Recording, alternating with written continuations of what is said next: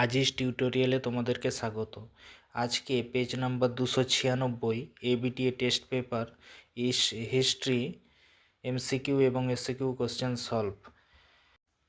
বিভাগ ক 1 দাদাসাহেব ফালকে যুক্ত ছিলেন অপশন ক চলচ্চিত্রের সঙ্গে।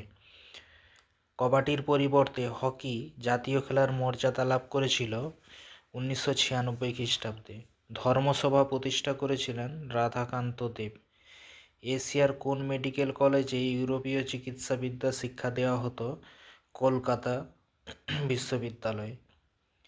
বিদ্যাসাগর বাল্যবিবাহের বিরোধিতা করেছিলেন যে পত্রিকায়, তা হলো সর্বশুভকরী। যে শহরকে কেন্দ্র করে জঙ্গলমহল নামে নতুন জেলা গঠিত হয়েছিল তা হলো বিষ্ণুপুর।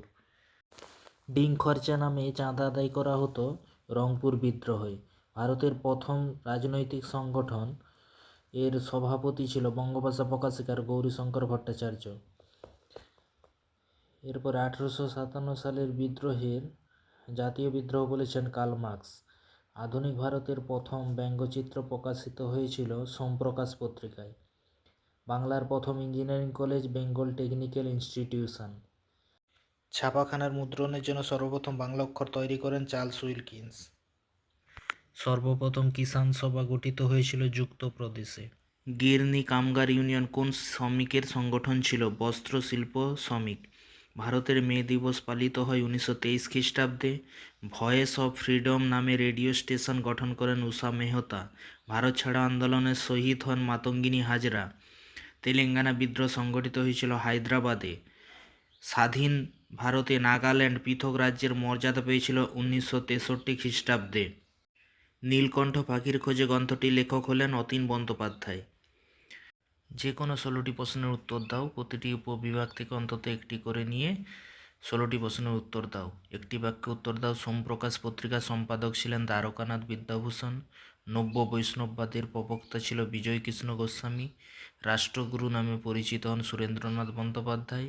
কাকে নব্য বাংলা চিত্রকলার জনক বলা হয়? অবনীন্দ্রনাথ ঠাকুর। ঠিক ভুল নির্ণয় করো। হিন্দু প্যাট্রিয়ট ছিল একটি দৈনিক সংবাদপত্র। ভুল। 1960-এর দশকে নারী ইতিহাস চর্চা প্রথম শুরু হয় ফ্রান্সে। ভুল। ক্যাপ্টেন রশিদ আলী ছিলেন নৌবিদ্রোহের একজন সেনানায়ক। ঠিক। বারদৌলি সত্যাগ্রহ আন্দোলনের পর গান্ধীজি বল্লভভাই প্যাটেলকে সর্দার উপাধি দিয়েছিলেন। ঠিক। এরপর স্তম্ভ মিলাও। ক স্তম্ভের সঙ্গে খ স্তম্ভ।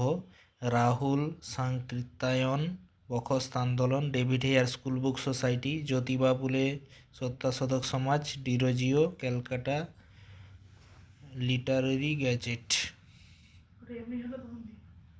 এরপরে ব্যাখ্যা বিবৃতি। দুদু মিয়ার মৃত্যুর পর ফরাজি আন্দোলন দুর্বল হয়। এটা সঠিক হবে ব্যাখ্যা 3। দুদু মিয়ার উত্তরাধিকারীগণ ধর্ম সংস্কারে মনোনিবেশ করেছিল। বিবৃতি। রবীন্দ্রনাথ ঠাকুর ঔপনিবেশিক শিক্ষানীতির বিরোধী ছিলেন। এটি হবে ব্যাখ্যা 1। এই শিক্ষা মানুষের মনের বিকাশ ঘটায় না। বিবৃতি। আইন অমান্য আন্দোলনে ভারতের কৃষক সম্প্রদায় স্বতঃস্ফূর্তভাবে সামিল হয়। এটা হবে ব্যাখ্যা 2। বিবৃতি। নমশূদ্ররা হিন্দু সমাজ থেকে নিজেদের পৃথক অস্তিত্ব দাবি করেছিলেন। এটি হবে ব্যাখ্যা 1। নমশূদ্ররা উচ্চবর্ণ হিন্দুদের আচরণে ক্ষুব্ধ ছিলেন।